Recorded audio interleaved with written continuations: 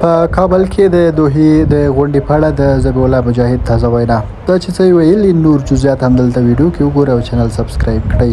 د جهان نیوز درنو لیدونکو السلام علیکم، ستړي مشئ.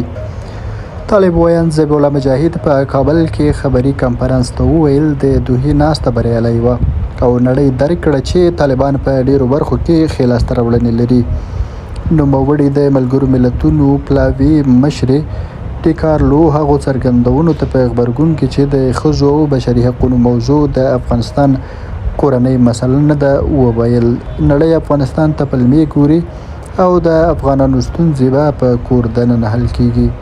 ملګري ملتونه بیا وایي افغانستان د نړۍ د یو هیواد په توګه د بشري او ښځو حقونو په برخه کې له نړیوالو سره ځینې تړونونه لري او په تطبیق یې مکلف دی.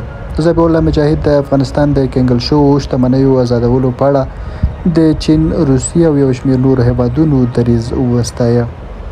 په وارده مهال ښاغلي مجاهد له نړیوالو وغوښتل چې له افغانستان سره د اقتصاد ښه کېدو لپاره خپلو مرستو ته دوام ورکړي. بشري موضوعات باید له سیاسي حقوقو جلا شي. په سیمه ییزه کچه موږ ښه همکار هیوادونه لرو او منځوي نه یو. د فشارونو او بندیزونو سیاستونه بې نتیجې دي.